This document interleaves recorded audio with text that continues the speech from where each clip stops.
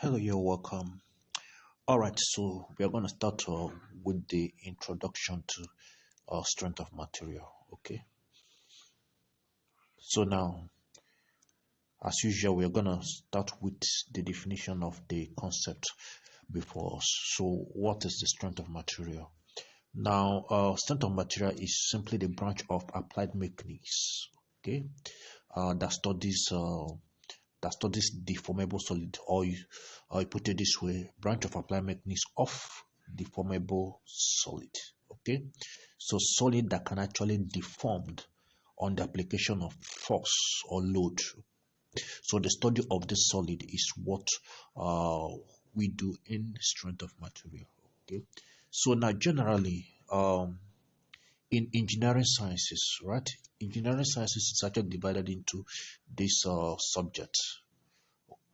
Now we have the solid mechanics, we have the fluid mechanics, which I believe that you also do. They also have heat transfer, of course, that is in thermodynamics. Okay, but we are concerned now with the solid mechanics. Okay, now this solid mechanics is actually divided into two parts. Okay, we have the solid mechanics of rigid body, and we have the solid mechanics of deformable body. So these are two different branches of mechanics, right? Now the solid mechanics of rigid body is here we study statics. Okay, that is this force acting on the body at rest. We will not study dynamics. Okay, which studies force acting on a body that is in motion. Okay, so in engineering mechanics generally, this is what you study in engineering mechanics. Okay, but now we are not looking at engineering mechanics. Okay, we are looking at strength of material. So now the other branch is actually the engineering mechanics of deformable solid.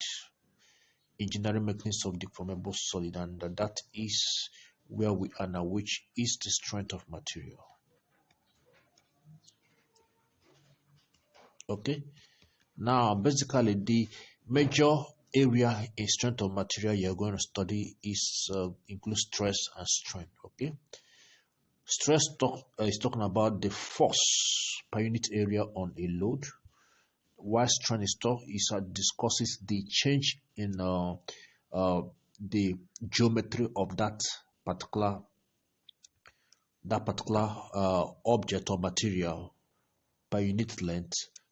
Okay, as a force is being exerted on it, or load is being placed on it. Okay, so this is what we are going to be studying on the strength of material. So let's actually proceed. All right, so now as you can see here, I have a material and I have a load. The force that is actually exerted on a material under study is called load. Okay, and one thing about engineering structures or materials is that they should be created in such a way that they will be able to withstand load or force that is actually acting on it. Because if an engineering material does not withstand a particular load, there's this tendency, right, that it will deform. Okay, during service, and that is not ideal. Okay, no engineer will want whatever material he uses, be it mechanical engineer, civil engineer, okay, or whatever engineer. You don't want your material to deform during service or during rendering of whatever that material. So this material are created in such a way that they will have internal force that withstand the stress that is placed on it. Okay, and that is exactly what we are going to be looking at. Okay, here now, having known the different branches of engineering mechanics. Okay, so now we are going to look at the two major branch of strength of material, stress and strain. Okay, so I'm going to start with stress. Now, what is stress? Stress is simply, okay, in a simple term, is defined as the force per unit area okay, on an object. The force applied per unit area of on an object, right? Now the force, we use this symbol to represent stress, okay? Of course, for force we can use either F or we use P. Now in most textbooks you will see P, okay? So now, okay, in a situation like this, I have an object, I have a material, okay, and I have forces that is actually pulling this material from either end. So I have force P pulling from the left hand side and the same amount of force P, okay. It's like when you're trying to stretch a material, you want to stretch it. Now, as you can see, this particular object, inside it has internal forces that is acting in opposite direction to withstand these forces, and that's internal forces are internal forces of the fibers, okay, fibers of this particular material, okay, depending on the component or the material science of this material, the element, okay, that this material is being made up of. So there's going to be the fibers inside this material will withstand the external force acting on it, okay. So now let's say that the fibers inside this material, the forces of resistance, we call them, these fibers will have what is called the force of resistance.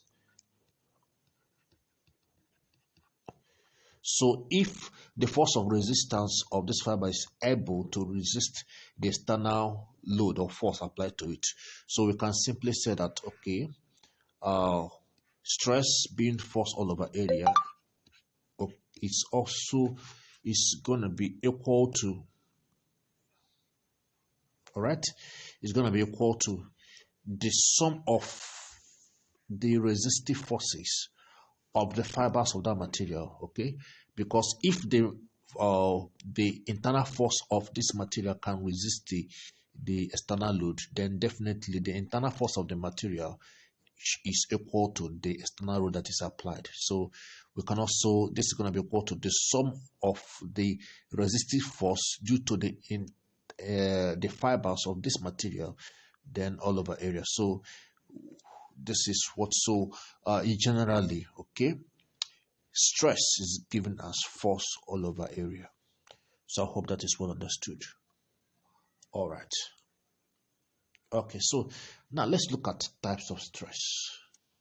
Now, one type of stress we are going to consider is known as, is called normal stress, as the name implied, okay. Now, normal stress is the stress that is acting normally. When you hear the word normal, okay, it means perpendicular. So anytime the stress is acting perpendicular to the surface area, all right, it's called a normal stress. So what you have is a normal stress. I have a force acting in the area. We have this area in concentration, okay. This also area. So I have the force P. So this force is acting perpendicular to the area. So it's called normal stress. Now, normal stress is actually divided into types, okay. We have biaxial state of stress. Of the stress, biaxial. Biaxial simply means that, okay, it is acting in two axes. What I have here is just one axis, okay. This normal stress, one axis, that's this horizontally, okay. So this stress is actually normal to the horizontal.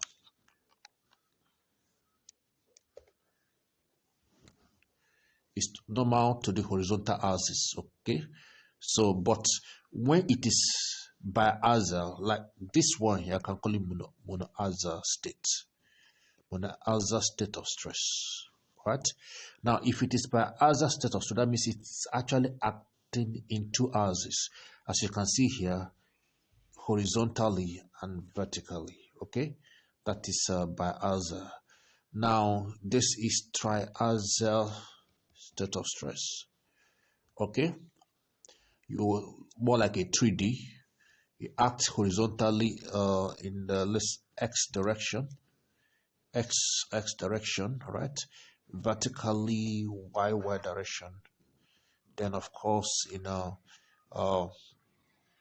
in z Z direction. Okay, so that's why we call it triaxial state of stress.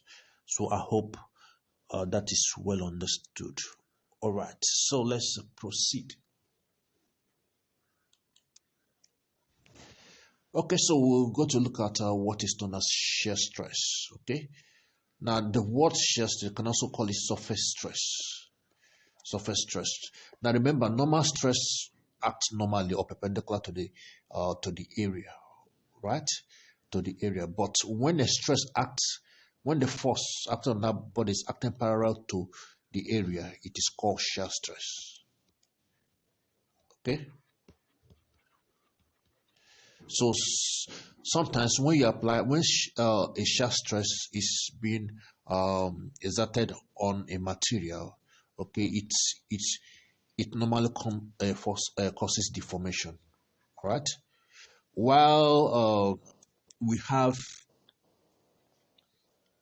compressive,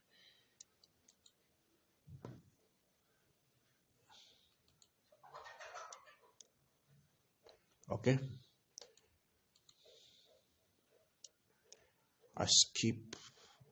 I believe I skipped a slide. I skipped a slide. Okay, yeah. Now, while normal stress, okay, can be of two classes. The normal stress, the stress that acts normally to the surface of the material or the object, okay, is either called a tensile stress or is called a compressive stress. Okay, as the name implies, okay, tensile stress, this actually causes the body to elongate, okay, so it's like a kind of push or pull. Okay, let me call it pull. Okay, when you pull the body apart. So as you can see in this diagram, okay, there are two type of normal stress. It's either tensile stress, which elongates the body. Elongating means that it tends to increase the size of the body, or it can be compressive, which tends to shorten the size of the body. Okay, as you can see in this diagram, tensile stress is like a kind of pull apart. When you pull that object, when the force pull that object apart, okay, that is why you see the arrow. Okay, pulling the object apart. But if it is compressive, okay, if the force is trying to pull, just is trying to reduce the length of this object or reduce its size, okay, so as you can see, it's more like push. Okay, so these are the classes of normal stress. Okay, and we know that normal stress actually acts perpendicular to the area, but here we have shear stress. Okay, shear stress which actually acts on the surface parallel to the area. Okay, so shear stress will not or is not meant to elongate or shorten. Okay, since it's only acting on the area, rather it will actually cause deformation. So which simply means that an object, okay, let's say this is the object that has shear stress acting on this area, all right, that object will deform. Such object will deform, okay, so it will kind of bend. I hope that is well understood. So that is why we also call shear stress, okay, as tangential stress. So that is why the formula of shear stress is equal to the tangential force. We use the symbol, okay, the symbol here to represent tangential stress. So it's equal to the tangential force that's parallel to the area, then divided by the unit area. Okay, so these are important basic terms that you ought to understand in this particular course, right? So, and as we dive deep into the course, you will get to you are going to hear more of these terms that I've actually mentioned in this introduction. Okay, so we are going to look at strain. in the next video. Right? So see you in the next video. Thank you very much.